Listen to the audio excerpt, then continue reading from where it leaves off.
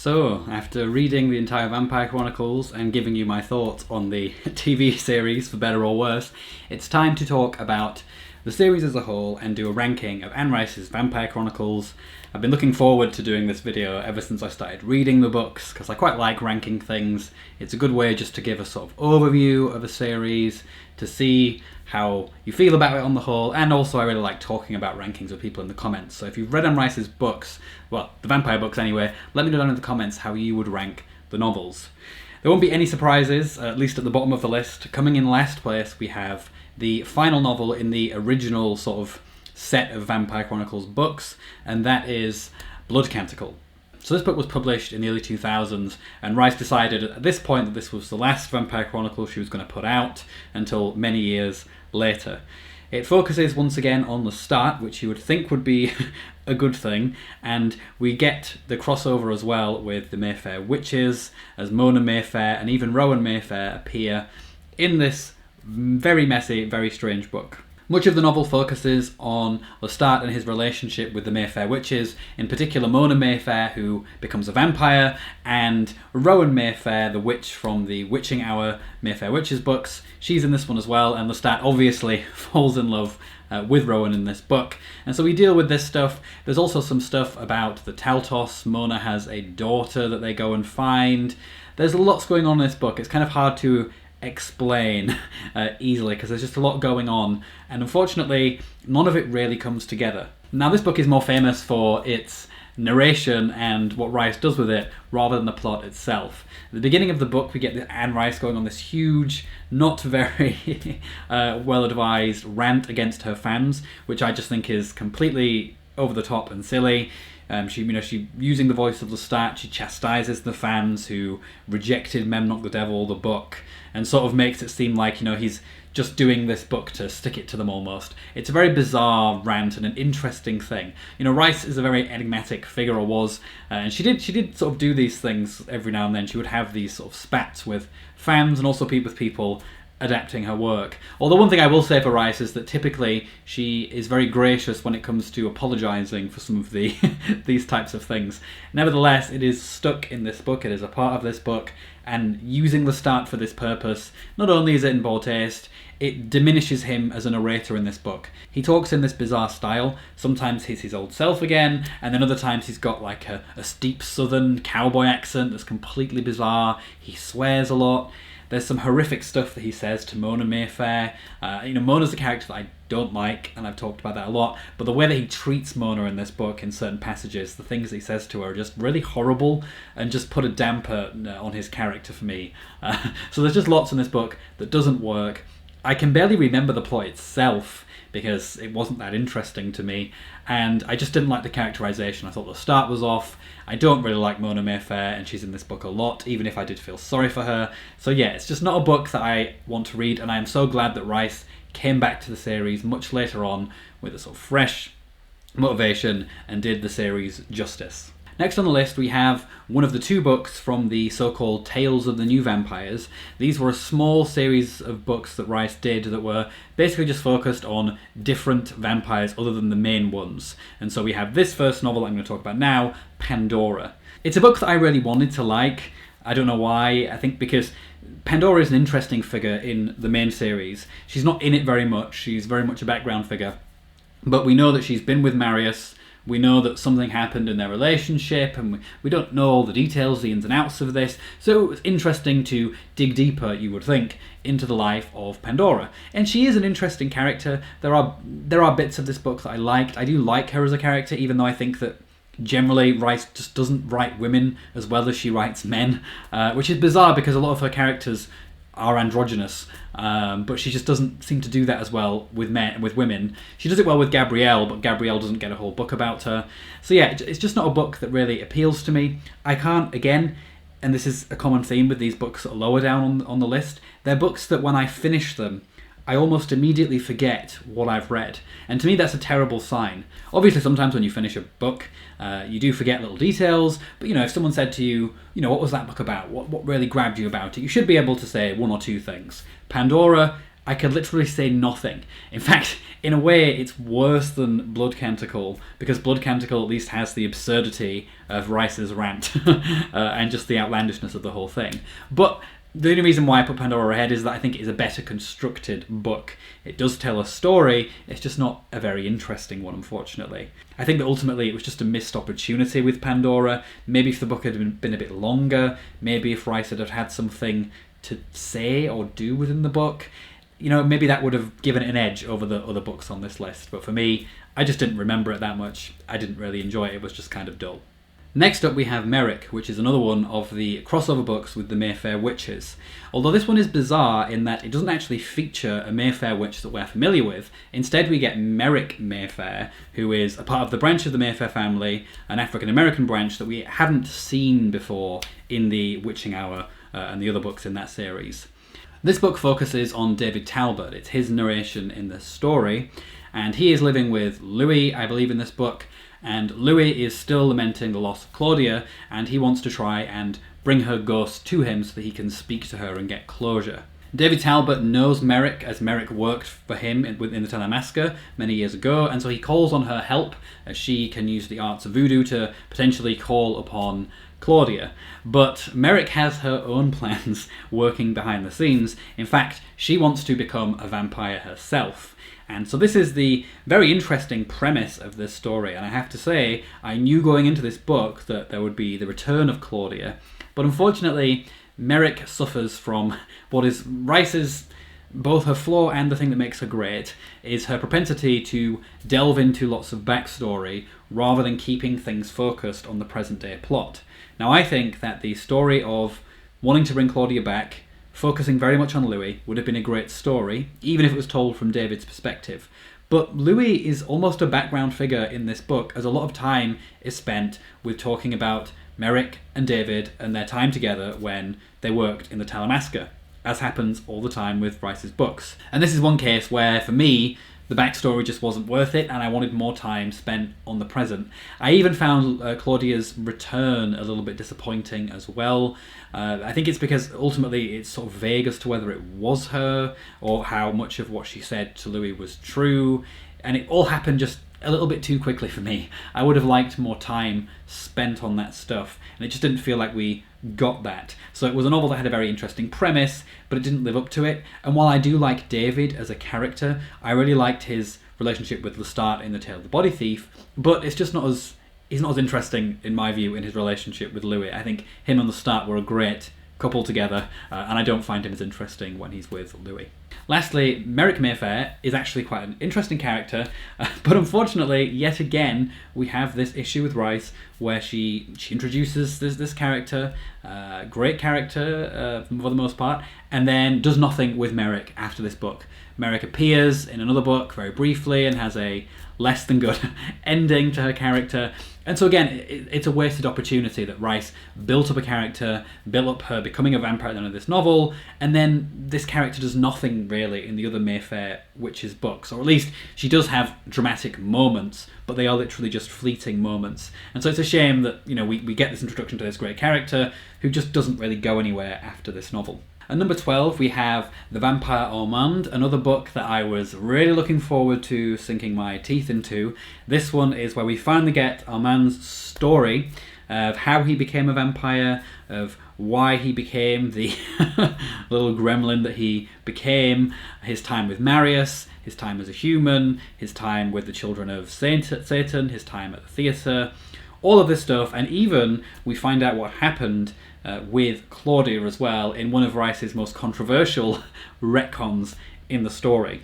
Now, I was looking forward to this book quite a lot, but it has, unfortunately, one of the features that a lot of these books have, which is that the story itself didn't really grab me. I remember these big controversial moments. I remember, obviously, what happens with Claudia. I really think that this retcon by Rice was not well thought out. I think it was just better to have Omand being a tragic villain, but nevertheless still a villain, trying to have him do these weird operations. Just came out of left field, seemed to just be a way for Rice to make Omand more sympathetic, and it just, I don't know, I just don't think she pulled that one off. Even if, it's fine for her to do it because no one actually saw what happened with the Claudia. But given everything we know already, given the time that's elapsed since this, that Omand would never have said anything.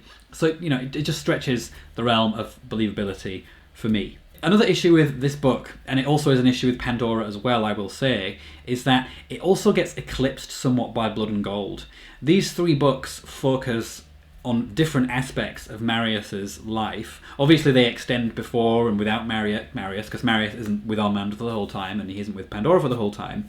But, they all engage with that time period. And Marius is in both of these stories. His presence is felt throughout the stories, even if he's not in them very much. And so when we get to Blood and Gold, which, as we'll see, I think is an excellent book, I just think that these 2 books become even more redundant, because we don't learn anything that new. The characters, it's nice to get their perspective on things, but it's not as effective, to me anyway, as it was when we moved from Louis to the start. Because with that move, there was a real, to me, shift between Louis as the sort of resentful, bitter person and Lestat telling his side of the story, which was dramatically different. And also, Lestat had a whole big story around, the Vampire Lestat, that book, and also Queen of the Damned. So really, although a bit of the Vampire Lestat deals with his relationship with Louis, it's not the sole focus, and there's lots of other stuff going on. Whereas that just, I don't know, that doesn't come through to me in this book. His relationship with Marius is, as I expected that it would be, quite a disturbing one. But that doesn't necessarily put me off. I like that Rice touches on these disturbing aspects of history that people don't want to talk about. The fact that, it was reasonable for Marius to have this slave boy who he had relations with and no one really cared. And the fact that Rice makes you think about that stuff and goes into that is quite bold, even by today's standards. I'd be interested to see if the show dares go that way. And so I found that, those things are interesting, but ultimately I just don't think Omand delivers on its promise. I think he tried to humanise Omand too much with the Claudia stuff, and it's just a little bit overclipsed for me by Blood and Gold, which I think is just a much better novel. Next on the list is what might actually be the strangest book in the whole Vampire Chronicles series, and this is the 2nd book in the Tales of the New Vampire series, and that is Vittorio the Vampire. Now, unlike Pandora, which is, she's a character in the main series, so we're familiar with her, Vittorio really is a new vampire, and so it really makes sense for him to be in this series in a way that for Pandora, you have to wonder why she just isn't in the main series, given that she is part of that storyline. Nevertheless, with Vittorio, we get the story of a young man who is made into a vampire, and he has the ability, in addition, to see angels, which is something that doesn't come up, I don't think, at all in the series after this. It's just a little power that he has. And his family are brutally killed by some vampires. He eventually is made into one, and it's kind of a revenge story. Vittorio the Vampire, to me, comes across like a real merging of Rice's 2 sort of main genres by this point, which are her ghost stories and her vampire stories, with Vittorio being able to see angels. It just has that feeling to it, almost like in the Mayfair Witches, when we have the spirit guiding or hindering Rowan Mayfair. Similar thing going on here, although of course it's angels, so it's a bit more positive. And I like that as a premise to the story. I found it quite interesting, and it's a shame that Vittorio, or at least this idea, doesn't play all that much, or I think at all, really, into the main series, because it did seem like Rice was trying to do something a little bit interesting in this book. It's just that ultimately, as a story, it's not as compelling as the other books on this list. In fact, I would go so far as to say is, if you read the whole series and didn't read this book, it's the one book that you could just not read, because it literally has no bearing on the main plot. But I did find it quite an interesting premise. It was a little bit refreshing. It was a short book, which, by this point in my reading, I'd read a few tomes. The Vampire Omand is quite long, and I didn't enjoy it that much, so I was getting a bit fatigued with these big books that weren't that interesting. Whereas at least with Vittorio, I did find it a little bit more interesting. But it was also short, which I liked. It shows that Rice can actually be concise with her plotting, and I feel like Vittorio is a very good example of that, when she's got an idea, she's got a simple story, and she does it, and I found that was really effective in this one. So while it's not the deepest and most impressive of her works, I think it is an underrated little gem. I have heard some people criticise it for not being as gay as her other books, which I think is just a bizarre criticism. The story is what the story is. I don't see why that should play any role in someone's critique. Maybe for like personal preference reasons you might not prefer it, but I don't think it makes it any less of a bad book. And actually, I would say that the relationship between Vittorio and Ursula is quite a heartfelt one, and one of Rice's more believable relationships, which, as someone who often writes relationships that are not very believable, is high praise indeed. So we're now on to the top 10, and these are the books that I solidly enjoy, even if at the lower end I still have some little problems with them. And that's definitely true of the first one on this list, which is on the very cusp edge of, quite like it to quite hate it. It depends on the day and how I'm feeling. But that is Prince Lestat. So this is the book that restarted the Chronicles. So in this book, the vampires are being hounded by this voice that is making them or encouraging them to kill each other, and there seems that there's going to be yet another huge purging of the vampires. It turns out that this is the spirit of the vampires, Armel, and let's just say that the culling of the vampires is quite, Rice doesn't pull any punches. There are some long-established characters who die in this book, and Lestat emerges as the new figurehead of the vampires, obviously, because it's Lestat. He's the hero, he's going to come through. And the premise of the story is one that I have no issue with. The idea of Armel becoming potentially a villain, I think, is a good one. It's also nice to see Rice, finally, after so many books that just have lots of backstory in them, she's got a new story to tell, she's focusing in on the present, and that is the story. All of that is really effective, and I was really glad to see it. Unfortunately, this book suffers from a very bizarre structural decision, which Rice has done once before in Queen of the Damned, where we have lots of intersecting plots and lots of characters, lots of new characters, some of which have potential, like the character of Rose, a sort of foster child, if you like, of Lestat's, and Victor, who turns out to be Lestat's son, which is a bizarre choice, let's just say, and some other characters. But unfortunately, by spending so much time with so many of them, and not spending enough time with established characters, including Lestat, the book falls flat for me. It lacks the impact because there's just too much going on. It would have been much better for me if Rice would have just stuck with Lestat, a core of characters. Even some new vampires would have been fine, but I just think she should have really focused in on the present day story and not bogged herself down with too many side points. It really did slow my reading down. In fact, when I read this, I think it took me almost a year to then continue with the next book in the series, because I just thought to myself, well, if this is the book that people say is the return to form, and then typically people think the next book is awful, how am I going to enjoy the rest of them? As it turns out, I actually quite enjoyed the next book, at least significantly more than this one. Props to Rice, though, for getting things back on track with the series. I do appreciate that she kicked things off again, back in the present, no backstory, and that she had a new story to tell, and I think that's always a good thing when it's quite clear that this isn't just a rehashing, it's a new important story to tell. At number 9, we have the final chronicle, which is Blood Communion, which came out in 2018. This story ends the final trilogy of books, and it's a very short, simple story. I think it might even be the shortest chronicle of all, and it focuses on Lestat now consolidating his position as the prince, the lord of all the vampires, and what they're doing now that Armel, the spirit, has been removed from them. There is a residual tension within the vampire community, thanks to Roshamandes, who still has it out for Lestat, and things come to a head when Roshamandes, his sort of right-hand man, lover / he comes to Lestat and basically wants to be executed for his past crimes. Lestat allows this, Roshamandes blames Lestat, and the kidnapping and bloodshed begins, or does it? And this is where my issue with Blood Communion comes in. It has a good premise, it has a good villain in Roshamandes, who has been a sort of background figure rising as a villain throughout the new trilogy of books, so that's quite nice. And it does provide a lot of closure at the end. It's got a very happy ending, which is quite nice to see in some ways. However, the way that Rice builds tension ultimately falls flat because there's lots of fake out deaths in this book, and it seems like Rice really wanted to end the series on a high, which, I can see why you want to sort of give your vampires a nice sending off into the sunset, but it does feel like a betrayal a little bit of the darkness of the early novels, and it does seem to just gloss over a lot of the tensions in people's relationships. For example, Lestat and Gabrielle, Gabrielle left Lestat, just left him, and they never really have a proper reconciliation in my view, because whenever Gabrielle comes back, she's always a background figure really, and Rice treats her quite poorly as a character. She doesn't give her much characterization, and just the way that Gabrielle is presented is quite cruel sometimes. So actually I thought that Gabrielle would have died in this book, but she didn't. But we do get them reconciling at the end, but it just doesn't feel earned enough.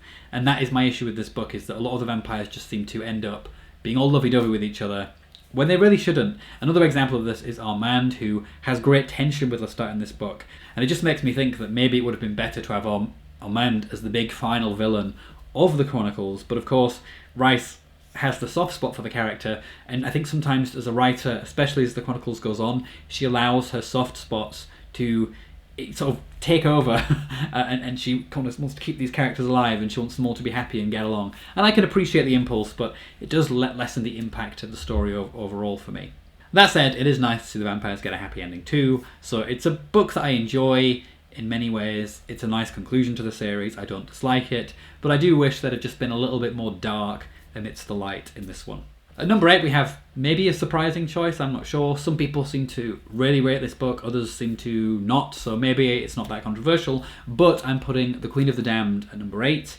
This is the third book in the sort of original trilogy, and in a way you can just read, if you like Anne Rice but you don't want to go into everything, you could just read the first 3 books and you have a nice little trilogy there of stories. And in this one we get the focus on Akasha, who has risen from her stasis to take over the world. She's decided that men are evil and they all need to be killed because men are, warmongering monsters, despite the fact that when she was a human woman, she was a, cruel, warmongering, evil person. But never mind, she's here to do that. But she's making an exception for Lestat because she's fallen in love with him and she wants him to be her new king of the damned. Again, as a premise, fantastic book.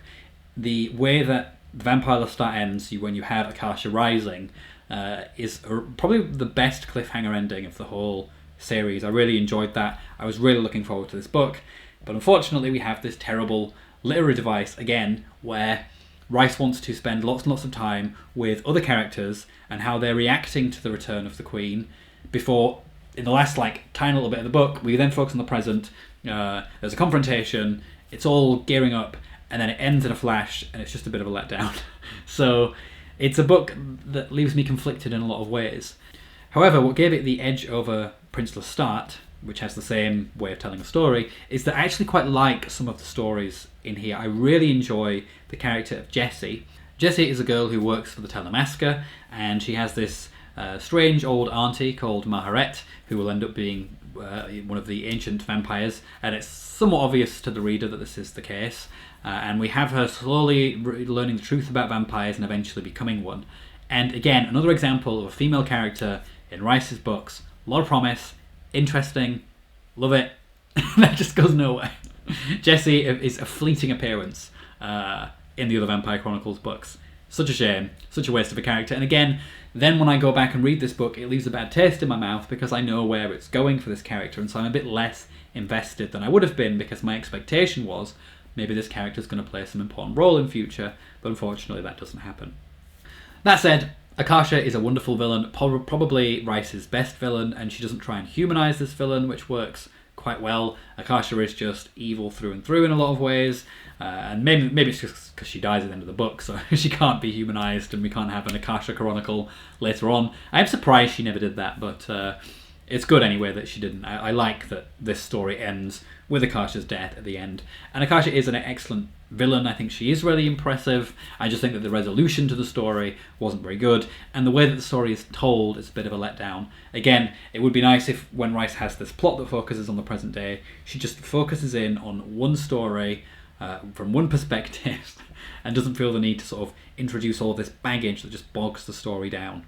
Overall, though, I would describe this book as messy but very entertaining, and a more or less worthy conclusion to the original trilogy. At number 7 on this list, we have one of her most polarising books, and that is Memnoch the Devil.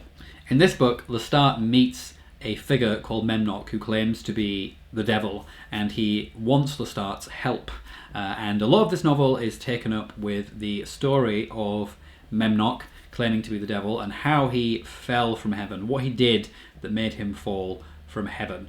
And there's lots of interesting religious stuff in this book, but I can see why a lot of people don't like it, because it very much feels as a novel like the vampire stuff on the start is basically just a backdrop for Rice then to tell a religious story, which is fine, but if you're here for vampires, you might not be here for lots of talk about angels and theology and all the rest of it. That said, I do think that Memnoch the Devil is one of Rice's most ambitious books. She has these religious questions which are always burning in her mind, and she wants to understand, or think about what could the devil have done to have fallen? Also, why would Jesus come down to earth? These theological questions that she has, and she gives her own mythology for why this stuff happened, and I happen to find it very interesting, even if it's not what I would expect from a Vampire Chronicle. So for me, the reason why I think this works is that it's a very ambitious book, it's a very deep book, but on the other hand, it does sort of let itself down as a Vampire Chronicle, because it suffers from this issue again of we have a story, we have a premise, and it doesn't really fully go anywhere. And also, once we have heard the story of Memnoch the Devil, the resolution, whether or not the start will help him, it all just comes about too quickly again. I wouldn't have minded as much, and I was even remember when I was reading it, I was hoping that we could have maybe 100 pages or less of this sort of story, this mythological, theological vision of Rice's. But then we get back to the story, and we do get back to the story, and it has a very explosive ending that again Rice later retcons. But it's just all a little bit too quick, and it would have been nicer to have had just more time, given that stuff a bit more time to breathe. So again, it's a book that is a bit messy, but has a lot of ambition, and is, if you're interested in Rice when she's at her most theological, it's definitely one to read. At number 6, we have a book that I already mentioned liking quite a bit, so it should be no surprise that it's coming up this high on the list, and that is Blood and Gold, the tale of Marius, one of the oldest vampires, the guardian of those who must be kept, and we get his story going all the way back to when he's made a vampire, to why he ends up looking after the king and queen, and his relationships with Omand and Pandora, and also another figure who appeared in the Vampire Omand, Bianca. All of these figures appear in this book. It's a very big book. It's got a lot of time. I think it even has Marius meeting, I want to say, Botticelli, and considering making him into a vampire. And you can just see in this book, more than any other book that Rice wrote, that she loves history, and she wants her vampires to be a vehicle to just be in awe at history and the times as they change, the arts of the period, the religion, everything. And with Blood and Gold, she really just lets herself go to town. This is a very detailed book when it comes to history. There's lots of musings on the culture at the time, history, changing, all of this stuff. And you might think that's boring, but I found it really interesting. And it was one case where using the vampires for this kind of commentary worked quite well, because vampires do have that unique perspective and ability to move from century to century, to engage with the time, but also feel like they're apart from it, in very much a similar way to we feel when we read books about history, when we're a part of it insofar as we're reading about it, but we are ultimately outside because we're reading. The vampire feels the same way, because although they are actually living it, they are on the outside. They're only there at night. They have to feed off of humans. They're sort of detached, and they're also stuck in their own time as much as they try to fit in with the modern times. So I found this book just really interesting, and even though it does cover a lot of ground again that we've read about, because Rice chooses in this one to just focus on the history and that kind of thing, it makes the book worth reading. And also Marius himself is just one of her best characters in my view. Deeply morally complex, to say the least. Certainly not someone you'd necessarily want to go out for dinner with, but he's an interesting character nonetheless, and it was good to finally get more insights into his relationships with the various vampires that he's met over the years. In fact, I would say that if you wanted a sort of quick read through of the series, you should read all of these sort of present day books, the Lestat books, but then when it comes to these ones that rehash, you could just read Marius's book, and it gives you more or less everything that you could want from those periods of time for the other vampires. Of course, you are going to miss out on some things, though, so you should read the other ones. But there is just something quite grand about blood and gold and comprehensive, and that's another reason why I really enjoy it. Alright, we're now on to the top 5, and number 5 for me is the second book in the new trilogy, and that is Prince Lestat and the Realms of Atlantis, which maybe is a bizarre choice because a lot of people seem to hate this, and I can see why, because this is the book where Rice decides to turn her vampires into aliens. So we have this new backstory in this one where there's this alien race of creatures, and they create these creatures that resemble humans that are called, in a bit of a cliche name, Replomoids, and they send these creatures to Earth to essentially, destroy the city of Atlantis, which is basically this, technological haven of a world protected from these creatures. And this is actually where Armel, the original spirit, he lives here, and he also was a creation of this alien race. But rather than doing their bidding, he decided to create this paradise. So we have some sort of technological Eden going on with Atlantis here, but ultimately this is where the vampires begin. There's a huge disaster that wipes out the city. If I remember rightly, it's not ever told exactly what that is. It just happens. And then Armel, the spirit, is formed, and so the vampires are essentially aliens. So it's a very radical shift in probably another one of Rice's outlandish retcons, but it's one that I was so drawn to because I thought that the new backstory, and this is one of the books that does interrupt itself with backstory, I actually found quite interesting and found myself wanting more of it. I wanted more time with the Replomoids telling their history about this alien race, about their time in Atlantis, because it all happens quite quickly when they arrive in Atlantis. It's not that long in terms of pages before everything blows. So I quite liked this new world that Rice was creating and showing that, again, she's just keeping the story fresh in very unpredictable ways. Unfortunately, though, the story does let itself down slightly by teasing sort of antagonisms between the Replomoids and the vampires. And, the Replomoids have this goal of removing Armel from the vampires, which is potentially dangerous and might kill them. And Rice decides to go again with this wanting to give everything a happy ending, and so there's no real sacrifice with this taking of Armel away. And again, I just think as a story it lets itself down by lacking that darkness, by lacking that tension in a big way. Nevertheless, I just found it to be one of her most creative books. I really like the story. I really like the backstory. So on the whole, I think it's a great book, except for calling the Replomoids, which is a little bit silly. Next on the list, we have a book that could have probably been my second favourite, if not for a few little annoying sort of blimps in it, and that is Blackwood Farm. This is the second book in the Mayfair Witches crossover books, and it focuses on a completely new vampire character called Quinn, who is calling on the help of Lestat because Quinn has this shadow ghost friend who looks like him and has been following him throughout his entire human life, mostly as a friend, but he also does some crazy things, and this friend is called Goblin. But when Quinn becomes a vampire, Goblin becomes more and more powerful and seems to be trying to take over Quinn, and so that he can break out into the real world. So Blackwood Farm feels very much like a Mayfair Witches book. It's got that Southern Gothic vibe that the Mayfair Witches books have.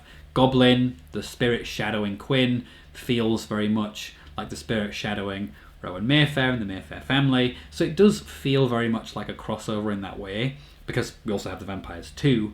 But what I really like about this book is Quinn's family story. It's another one of these family epic dramas that Rice does, in my view, so well.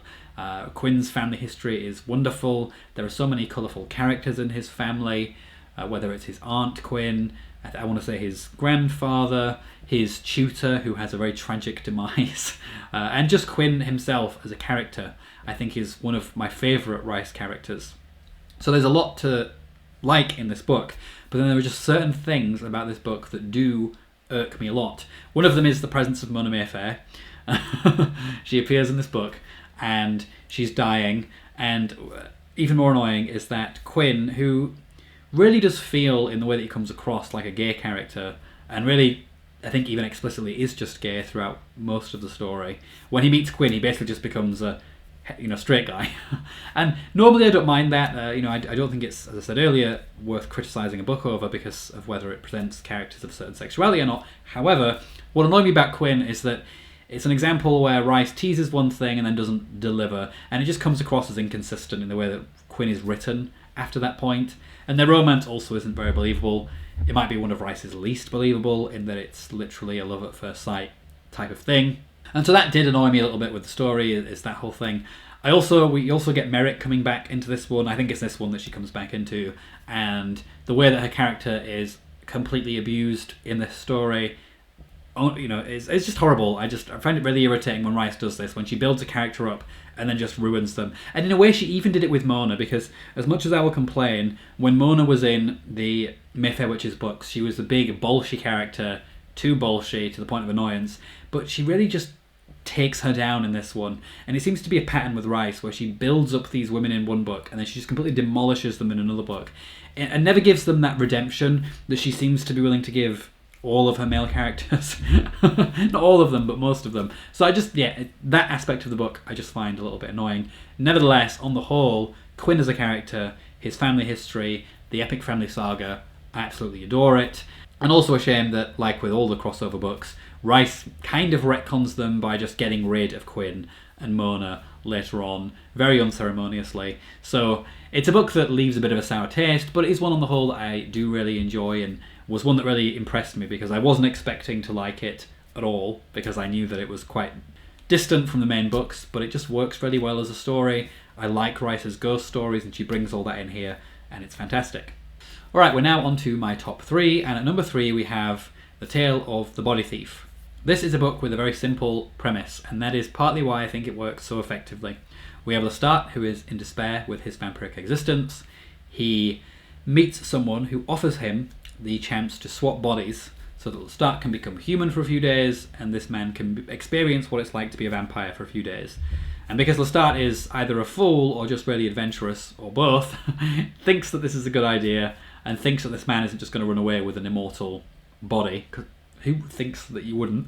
And so he makes the switch, and Rice then explores what it is like for a vampire to become human again in a way that is very entertaining and sometimes disgusting and even disturbing. But this is what she chooses to do in this book, and then Lestat realizes that this guy isn't giving him his body back, and so he teams up with David Talbot of the Talamasca to get his body back. The great thing about Tale of the Body Thief is that it has this premise, it's an interesting premise, and it focuses on it. It's all about Lestat. We've got the stuff with David. They work excellently as a couple, I think. They have a great rapport with each other. I like the sort of, David's ambivalent feelings to becoming a vampire, mainly because he's old, and then the end Lestat forcing him to become one in one of his most outlandish moments, and cruelest moments, you might even say. All of the stuff is really well done. The story itself is engaging. I was captured the entire way through. It's not Rice's deepest book by any stretch of the imagination, but it is just a well-told story. And sometimes that's what you want. You just want a simple, well-told story. And after 3 books of deep darkness with Interview with the Vampire, or lots of lore-heavy stuff with the Vampire Lestat and Queen Akasha with its million points of view, it was nice to have Rice just get rid of all the baggage. Let's just tell a story about Lestat becoming a human, swapping his body, and see where we go. And it worked really well. And it's a shame that she doesn't do this more often, because she really is an excellent storyteller in this simplistic way. She can just tell a very good story. She just often chooses not to. Now, I couldn't decide between these two. I reread Interview with the Vampire recently so I could talk about the TV show, and I enjoyed it more than I did last time I read it, because Interview is a slow book. But there were some things I enjoyed even more about it when I read it, so I was conflicted as to whether it beat the Vampire Lestat. But it didn't in the end. I think that at number 2 we do have the first book, Interview with a Vampire, the famous book, the book that started everything, and that is the story of Louis, a slave owner in the late 1700s, very miserable person, becoming a vampire, made by this enigmatic figure, Lestat, who is cruel, horrible, and not a very good sire by any means to Louis. And then they make a child vampire as well, Claudia, and it's about their stories as they move through history. And Louis tells the narrator, the interviewer, what it's like to be a vampire. And it's a very depressing book. It's Rice's darkest book. It's the famous book, and you know, in many ways it probably is the best book from a literary point of view. The way it engages with Gothic horror, but also propels Gothic horror forward, I think is really impressive. I think it really is a truly original vampire book, in a way that I don't think there has been a vampire book this original since. It really is the beginning of the trend towards the vampire being more overtly sensual, desirable, tragic hero, rather than the monstrous depictions of vampires. But the nice thing about Rice's books is that, at least in the earlier ones, she's still aware that her vampires are monsters, and so she manages to sort of blend these two elements, the sort of dark romantic aspect with the sort of, you know, evil killer monster aspect.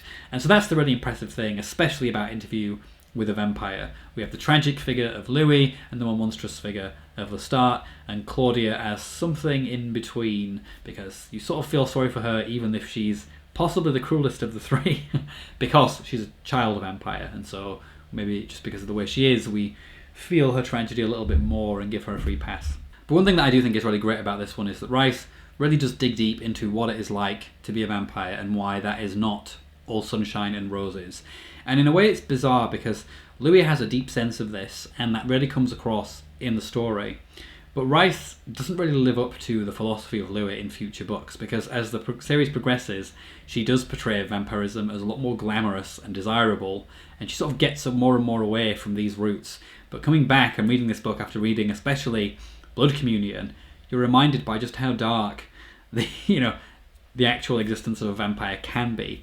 And that, to me, is why this book stands up, and probably will stand up, at least within the genre of Gothic literature or vampire literature, if not beyond, because I think it engages with the horrors of being a vampire in ways that no one has really done before and no one has done since.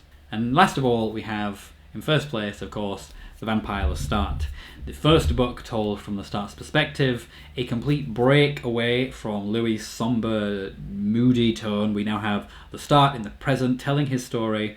We're aware that he's a rock star of all things in the 80s, and we get his wild personality really coming through, making it clear that the things that Louis said were not all true, and that Louis is just a bit resentful.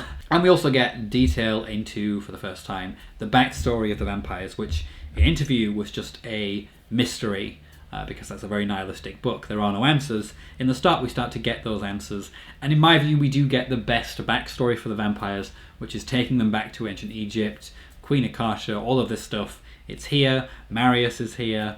Omand is here as well, all the characters, and we get to see Lestat interacting with them in ways that are completely new, because they haven't been rehashed 1,000 times like they will in later ones.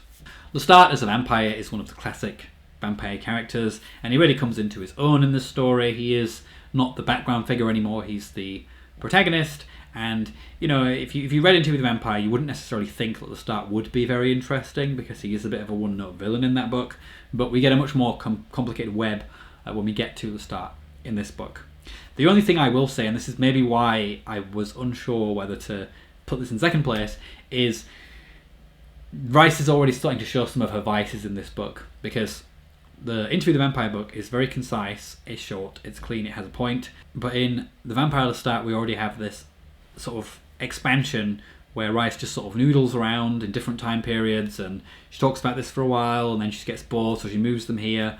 You know, this sort of rambling style that she becomes known for. And there are some pretty dull troughs within The Vampire Lestat as a book, but the highs are way higher than the highs of Into the Vampire. And there's just a lot more going on. Also, the character of Gabrielle comes in this one, and I find the mother-son relationship there fascinating as well. So there's just loads of stuff that I enjoy a lot in The Vampire Lestat, even if there are some little bits that I find annoying. And I do think that Into the Vampire is Rice's most cohesive, consistent book. Alright, that is it for my ranking of the Vampire Chronicles. Let me know down in the comments how you would rank the books and what you think of my ranking. Have you read the whole series more than once? If not, do you skip books, and which ones do you skip? Let me know all that and more down in the comments. Otherwise, take care everyone. Ta-ra.